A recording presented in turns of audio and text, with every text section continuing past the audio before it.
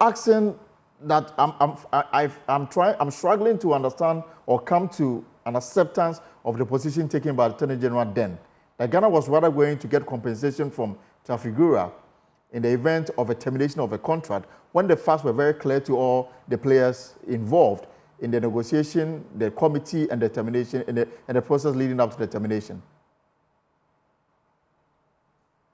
Yes, I mean, the argument was that the company had failed to dispense or to fulfill its part of the contract because it had not, got a license that allows it to operate in the country as a power plant from the Energy Commission. The suggestion was that it had provided a power plant that was not to the requisite standard, etc., etc.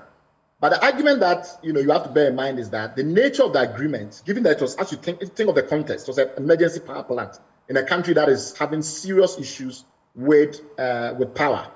So the issue was that you cannot expect the investor to do all of those things on its own, right? You cannot expect the investor to do that. You will expect the government to work with the investor to be able to arrive at that position.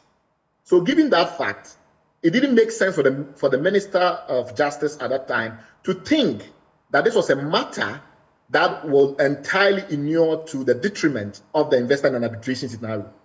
And so you have to think of what will happen if the company goes to court or go to arbitration, in this case arbitration.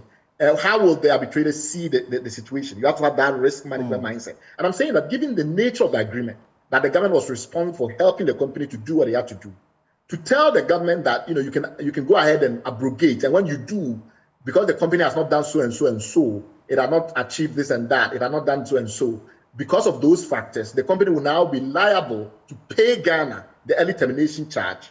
I don't see how that makes sense. Remember that in the end, the company got a lot of money from us, not only because of the mobilization charges, the finance charges, but also for foregone profits. For profits that it did not manage to make over a 2-year period or a 4-year period because this was terminated. And this is a standard thing in these kinds of contractual disputes. Now, the point was, how is Ghana in any event going to be able to demonstrate that it has lost profit, given the nature of this dispute? So to think that Ghana, had the upper hand, to me, was pretty problematic.